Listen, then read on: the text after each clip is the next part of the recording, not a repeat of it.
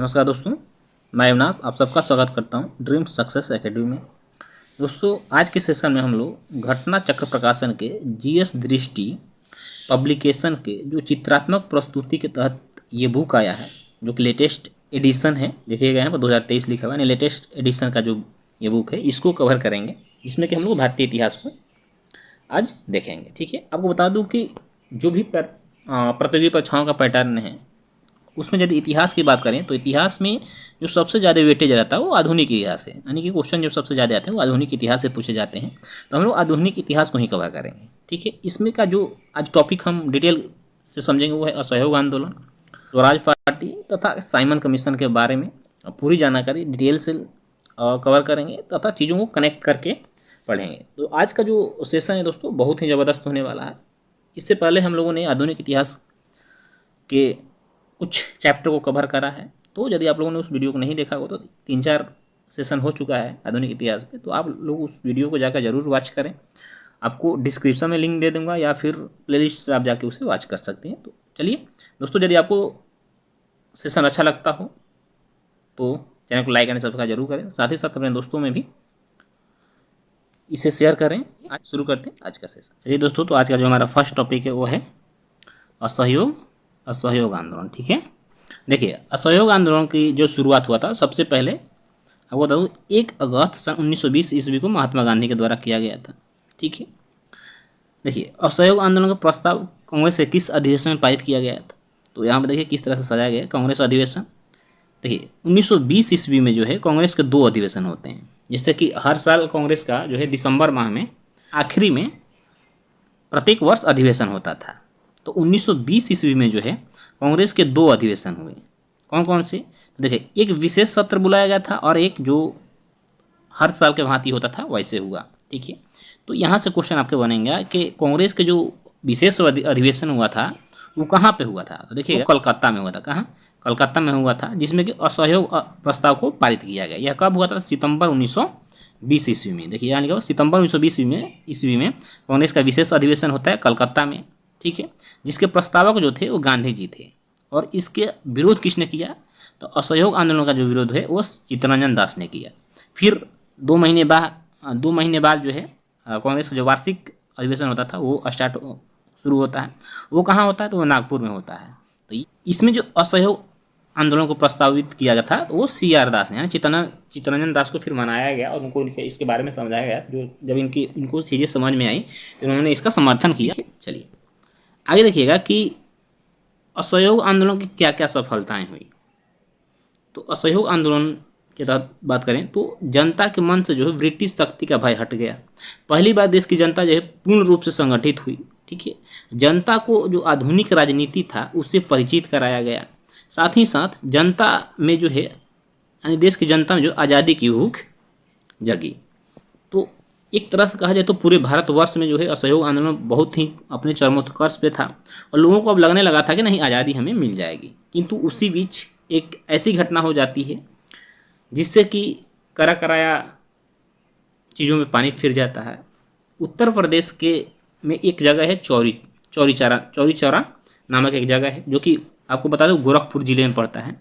यहाँ पे 5 फरवरी सन 1922 ईस्वी को एक ऐसी घटना होती है जो कि पूरे देश को हिला देता है। यहाँ पे क्या हुआ कि क्रुद्ध जो भीड़ थी वो गई और एक थाना था जहाँ पे पुलिस चौकी थी, पुलिस चौकी को आग लगा दी, जिसमें कि बहुत सारे जो है पुलिस वाले जो थाने में ड्यूटी पे थे वो सारे क्या किया गया, उन्हें एक कमरे में बंद करके उसमें कमरे में आग लगा दिया गया, तो उनकी मृत्यु हो गई। जिससे कि रुद्ध होकर महात्मा गांधी ने 12 फरवरी सन 1922 ईस्वी को जो असहयोग आंदोलन था इसको वापस ले लिया। इस तरह से असहयोग आंदोलन समाप्त हुआ।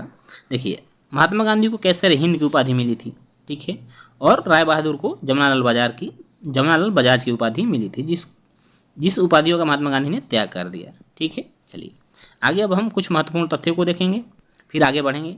डॉक्टर मुंजे ने गांधी जी के खिलाफ निंदा प्रस्ताव पारित किया। इस घटना के बाद रविन्द्रनाथ टैगोर का कथन था कि विदेशी वस्त्रों के जलाना जो है एक अविवेकी या निष्ठुर बर्बादी है। सर 1921 इसमें काशी विद्यापीठ ये स्थापना होती है कहाँ? बनारस में होती है। 1920 में गुजरात विद्यापीठ की स्थापना होती है, ये अहमदाबाद में होती है। और सन 1920 ईस्वी में, ये इंपॉर्टेंट है, 1920 ईस्वी में ही जामिया मिलिया इस्लामिया की स्थापना अलीगढ़ में होती है। तो अभी जो वर्तमान में जामिया मिलिया इस्लामिया यूनिवर्सिटी है, आपको बता दूं कि ये दिल्ली में है, बट इसकी जब स्थापना हुई थी वो अलीगढ़ में हुई थी, किंतु फिर इसको स्थानांतरित कर कर दिल्ली ला दिया गया। फिर 1916 इसमें बनारस हिंदू विश्वविद्यालय यानी कि BHU, आपने नाम सुना होगा BHU का, तो BHU की जो स्थापना होता है सन 1916 इसमें मदन मोहन मालवीय की सहायता से होता है। तो याद रखिएगा BHU का स्थापना सन 1916 ईस्वी में हुआ था। चलिए अब हम स्वराज पार्टी के बारे में चर्चा करेंगे कि आखिर स्वराज पार्टी का गठन क्यों किया गया, इसका क्या उद्देश्य था। तो सबसे पहले आपको बता दूं कि स्वराज पार्टी का स्थापना जो है सन 1923 ईस्वी में होती है। इसके संस्थापक सदस्यों की बात करें तो चित्तरंजन दास और मोतीलाल नेहरू थे। चित्तरंजन दास जो थे अध्यक्ष थे और मोतीलाल नेहरू जो थे ये महासचिव थे। मोतीलाल नेहरू जो थे ये जवाहरलाल नेहरू के ही पिताजी थे।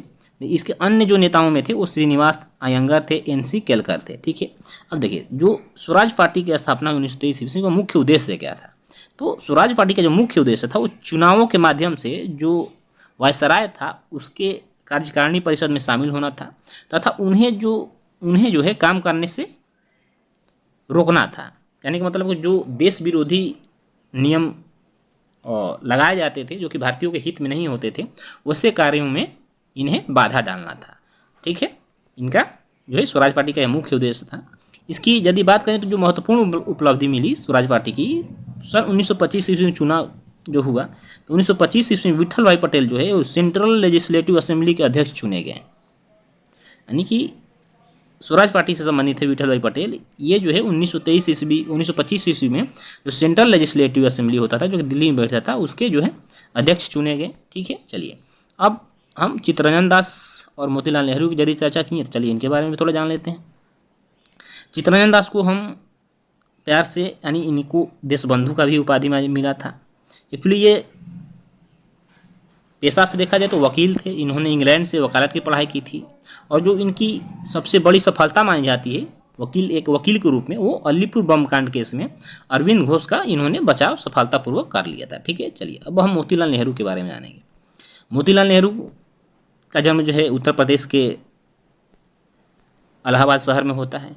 ये जो है जवाहरलाल नेहरू के पिताजी थे।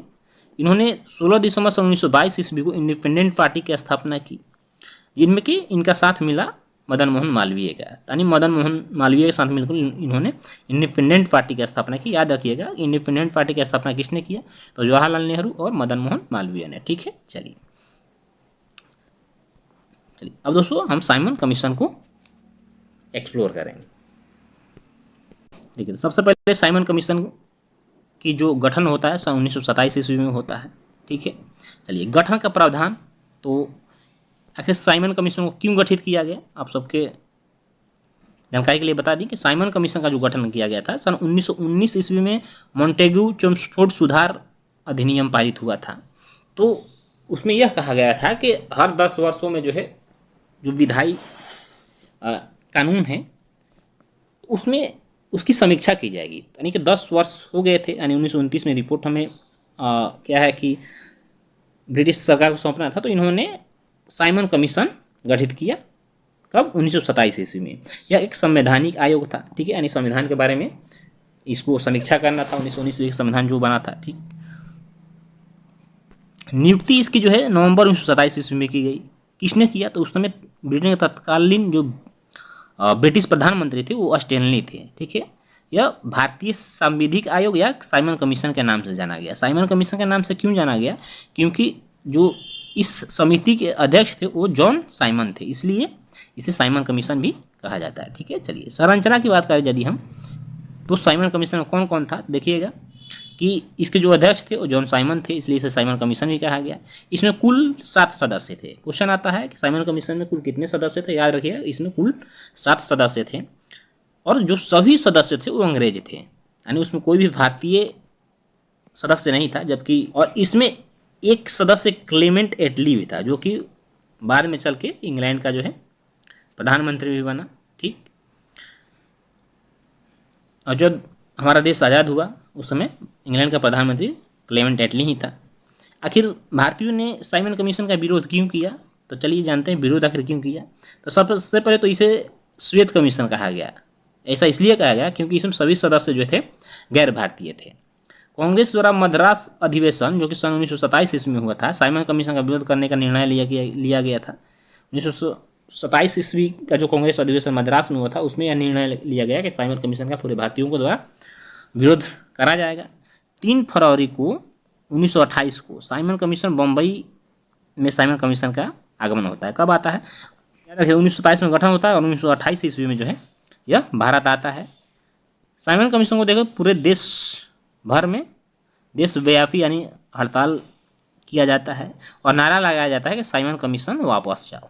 ठीक, तो लाला लाजपत राय जो थे यह पंजाब के एक प्रमुख राजनीतिक नेता थे। इन्हें पंजाब केसरी के नाम से भी जाना जाता था। इसलिए लाहौर में जब साइमन कमीशन गया तो यह लाहौर में साइमन कमीशन का विरोध कर रहे थे और उस जुलूस का नेतृत्व जो है लाला लाजपत राय ने किया था। फिर भीड़ पे जब पुलिस वाले लाठीचार्ज करते हैं तो उस लाठीचार्ज में है लाला लाजपत राय जो थे पूरी तरह से घायल हो जाते हैं और कुछ दिनों बाद उनकी मृत्यु हो जाती है। देखिए अब भारतीयों ने क्या किया कि साइमन कमीशन के प्रत्युत्तर में नेहरू रिपोर्ट जारी किया।